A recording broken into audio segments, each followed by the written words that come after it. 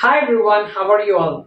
இன்னைக்கு நம்ம எளிமையான சிம்பிள் questions பார்க்க போறோம். நம்ம பாசிபிள் இங்கிலீஷ் இந்த சேனலை நீங்க இதுவரைக்கும் சப்ஸ்கிரைப் பண்ணலன்னா today is the day. Go and subscribe and hit the bell icon. நம்முடைய சேனலை சப்ஸ்கிரைப் பண்ணிட்டு அந்த பெல் ஐகானை ஹிட் பண்ணிக்கங்க. சிம்பிள் questions நம்ம அநேக நேரங்கள்ல இத பேசுறோம், ஆனா நிறைய பேருக்கு அதை பேச தெரியல. அந்த எளிமையான வாக்கியங்களை இன்னைக்கு நம்ம கத்துக்க போறோம்.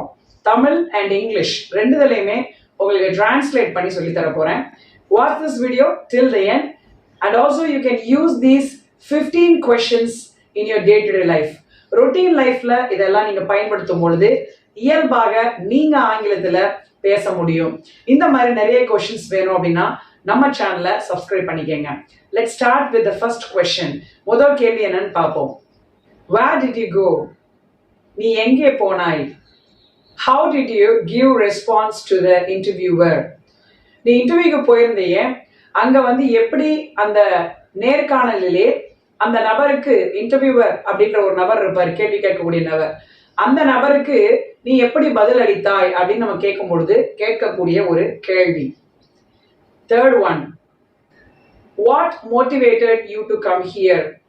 ஏதாவது ஒரு இடத்துக்கு நீங்க பார்ட்டிசிபேட் பண்ண போயிருப்பீங்க, அப்ப அவங்க கேட்கக்கூடிய கேள்வி இதுதான், எது உங்களை உந்துவிச்சுச்சு இங்க வர்றதுக்கு அப்படின்னு கேட்பாங்க. Can you support me to complete this project? இந்த ப்ராஜெக்ட் நான் முடிக்கிறதுக்கு எனக்கு நீ உதவி செய்ய முடியுமா அப்படின்னு நம்ம கேட்போம். இது நிறைய வேலைகள்ல நம்ம கேட்டிருக்கோம். இதை நீங்க ரொட்டீன் லைஃப்ல யூஸ் பண்ணுங்க.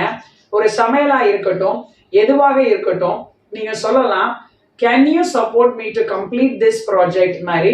நீங்க can you support me to cook this recipe, அதாவது இந்த ரெசிபி எனக்கு செய்ய தெரியாது, ஸோ நீங்க எப்படி கூட சொல்லலாம் you are trying it for the first time, நீங்கள் முதல் முறையாக முயற்சித்து கொண்டிருக்கிறீர்கள் அப்படின்னா அப்ப நீங்க கேட்கலாம் அவங்ககிட்ட. அப்ப கேட்கும் போது நீங்க சொல்லக்கூடிய ஒரு கேள்விதான் இது. இந்த கேள்வியை நீங்க கேளுங்க. Next one, how far is your home from your office? உங்களுடைய வீடு ஆபீஸ்ல இருந்து எவ்வளவு தூரம்? இந்த how far அப்படின்னாலே ஒரு டிஸ்டன்ஸை குறிக்கக்கூடிய ஒரு கேள்வியாக தான் அமையுது.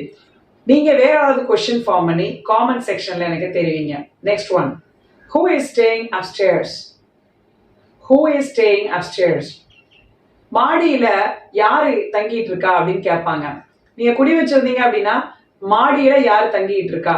டெம்பரவரியா இருந்தா ஸ்டேயிங் சொல்லுங்க. ஒருவேளை பெர்மனண்டா வாடகைக்கு விட்டுருக்கீங்க அப்படின்னா ஓகே, நீங்க லிவிங் அப்படின்றத யூஸ் பண்ணுங்க. சரியா?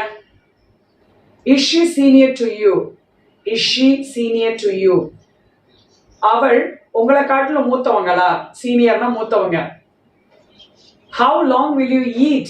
எவ்வளவு நேரம் சாப்பிடுவீங்க அப்படின்னு கேட்போம். சாப்பிட்டுட்டே இருக்கும்போது தான் அந்த கேள்வி வரும். எவ்வளவு நேரம் தான் நீங்க சாப்பிடுவீங்க அப்படின்னா அவங்க சாப்பிட்டுட்டு இருக்காங்க.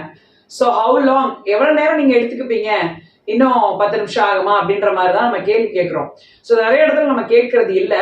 ஸோ இதை கேளுங்க. Next one, do you want anything else apart from these objects?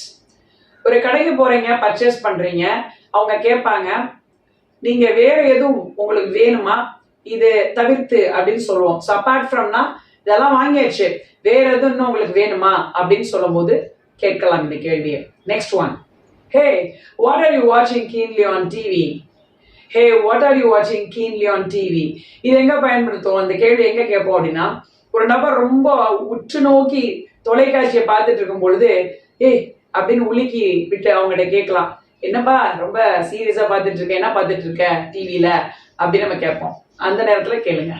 Next one, why don't you join with us in the birthday party? why don't you join with us in this birthday party? ஏன் இந்த பிறந்த நாள்ல இந்த பார்ட்டியில விழால ஏன் நீங்களும் கூட கலந்து கொள்ளலாமே, நீங்களும் கூட அப்படின்னு சொல்றதுதான் இந்த கொஸ்டினுடைய அர்த்தம். Next one, is he able to do this? அவரால் இது செய்ய முடியுமா? ஒரு கஷ்டமான வேலை கொடுக்குறீங்க, அப்ப நம்ம பயன்படுத்தக்கூடியதுதான் is he able to do this. Next one, how do you manage this company all alone? இது எங்க கேட்போம் அப்படின்னா ஒரு நபர் தன்னந்தனியா அந்த கம்பெனியை நிறுவிட்டு இருக்காங்க, அவங்க தான் எல்லா வேலையும் பாக்குறாங்க அப்படின் போது நம்ம கேட்கக்கூடிய இந்த கேள்வி, நீங்க மட்டும் தனியா எப்படிதான் நீங்க மேனேஜ் பண்றீங்க அப்படின்னு கேட்போம் இல்லையா, அதுக்குதான் இந்த கேள்வி. இது ரொம்ப அருமையான கேள்வி கூட, ரொம்ப சாதனையாளர்கள் நீங்க கேட்கலாம் இந்த கேள்வியை. Next one, Do you have any more questions?